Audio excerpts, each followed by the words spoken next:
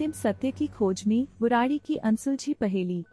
सावधानी, यह वीडियो बुराड़ी की घटना पर आधारित है, जिसमें कुछ संवेदनशील और परेशान करने वाले दृश्य शामिल हो सकते हैं। दर्शकों के विवेक की सलाह दी जाती है। नमस्कार दोस्तों, आज हम एक संवेदनशील विषय पर बात करेंगे। यह एक कहानी है जो आपको झकझोर देगी और यह एक ऐसा रहस्य है जो आज भी अनसुलझा है। आज हम एक ऐसी दिल को हिला देने वाली घटना पर चर्चा करने के लिए जुटे हैं, जिसने 2018 में पूरे भारत को स्तब्ध कर दिया था। यह दिल्ली के बुराड़ी इलाके की घटना है, जहां चतुर्वेदी परिवार के 11 सदस्य रहस्यमय परिस्थितियों में मृत पाए गए थे। इस वीडियो में हम इस परिवार की पृष्ठभूमि पर एक संवेदनशील नजर डालेंगे, यह समझने के लिए कि वे कौन थे और किस तरह के वातावरण में रहते थे।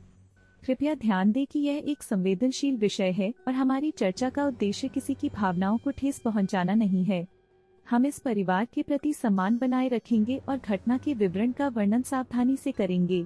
बुराड़ी त्रासदी से पहले चतुर्वेदी परिवार को एक खुशहाल और मिलनसार परिवार के रूप में जाना जाता था।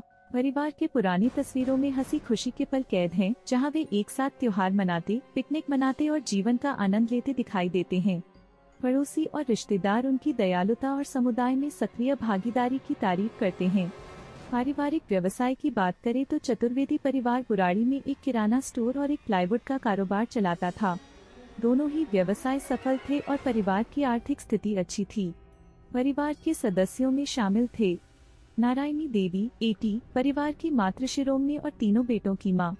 प्रतिभा भाटिया 57, नारायणी देवी की विधवा बेटी। भुवनेश 50, नारायणी देवी का बड़ा बेटा। ललित 45, नारायणी देवी का छोटा बेटा। सविता 48, भुवनेश की पत्नी। टीना 42, ललित की पत्नी। मनिका 23, भुवनेश और सविता की बेटी। नीतू 25, भुवनेश और सविता की बेटी। ध्रुव 15, भुवनेश और सविता का बेटा। शिवम 11, ललित और टीना का बेटा। प्रियंका 33, प्रतिभा की बेटी। आध्यात्मिक झुकाव और रहस्य का दायरा। बुराड़ी त्रासदी से पहले परिवार में कुछ बदलाव देखे गए थे। ललित आध्यात्मिक गतिविधियों में अधिक रुचि लेने लगा था और उसने दावा किया था कि उस पर उसके पिता की आत्मा का साया है।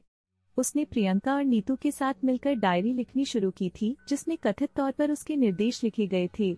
यह ध्यान रखना जरूरी है कि ये घटनाएं और विवरण अभी भी जांच के दायरे में हैं और हम किसी निष्कर्ष पर नहीं पहुंच सकते।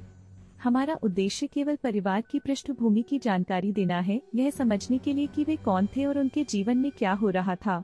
कृपया इस वीडियो को लाइक करें और कमेंट करें अगर आप इस कहानी के बारे में और जानना चाहते हैं। ललित और पिता की आत्मा का साया। बुराड़ी त्रासदी की गुत्थी सुलझाने के प्रयास में ललित चतुर्वेदी और उसके पिता की कथित आत्मा के महत्व को नजरअंदाज करना मुश्किल है। आइए उनकी कहानी को थोड़ा विस्तार से देखें। ललित का आध्यात्मिक झुकाव। बुराड़ी त्रासदी से पहले ललित पहले से ही आध्यात्मिक झुकाव रखता था। वह ध्यान का अभ्यास करता था और धार्मिक गतिविधियों में सक्रिय था। हालांकि 2007 में अपने पिता के निधन के बाद उसकी आध्यात्मिकता एक अलग मोड़ लेने लगी। पिता की आत्मा का साया। ललित ने दावा किया कि वह अब अपने पिता की आत्मा के साथ संवाद कर सकता है। उसने यह विश्वास करना शुरू कर दिया कि उसकी आत्मा उसे निर्देश दे रही है, जिन्हें उसने पन्नों पर कलमबद्ध करना शुरू किया।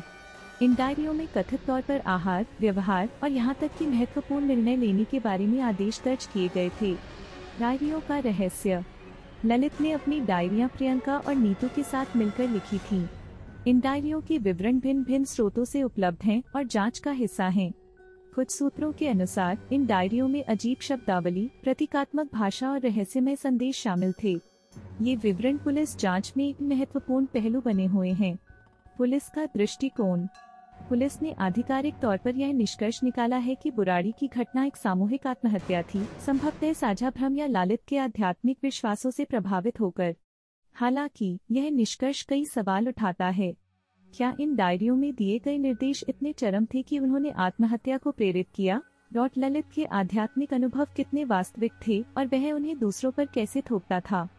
क्या परिवार के अन्य सदस्यों को कोई विकल्प दिया गया या वे ललित की कथित पिता की आत्मा के दबाव में आ गए? ये अहम सवाल हैं, जिनके जवाब आज भी खोजे जा रहे हैं। ललित के आध्यात्मिक अनुभव और पिता की आत्मा के दावों ने इस त्रासदी में निस्संदेह एक महत्वपूर्ण भूमिका निभाई है और उन्हें समझने के लिए गहन विश्लेषण और संवेदनशील जांच की आवश्यकता है। यह एक साधारण परिवार नहीं था। उनके जीवन में कुछ रहस्य थे। ललित चतुर्वेदी को अपने पिता की आत्मा के निर्देश मिलते थे। उन्होंने डायरी लिखी थी जिसमें अजीब बातें लिखी हुई थीं। क्या यह किसी तांत्रिक क्रिया का परिणाम था? क्या कोई बाहरी शक्ति इस परिवार को नियंत्रित कर रही थी? मनोवैज्ञानिकों का मानना है कि यह एक साझा भ्रम का परिणाम हो सकता है। परिवार के सदस्यों ने एक दूसरे को प्रभावित किया और एक गलत विश्वास के जाल में फंस गए। बुराड़ी की घटना हमें झकझोरती है। यह हमें याद दिलाती है कि मनुष्य का मन कितना जटिल है और कैसे कुछ गलत विश्वास भयानक परिणामों को जन्म दे सकते हैं। आइए इस घटना से सीख लें। मानसिक स्वास्थ्य पर ध्यान दें, अपनों से बात करें और अगर आपको किसी के व्यवहार में बदलाव दिखे तो मदद के लिए आगे आएं।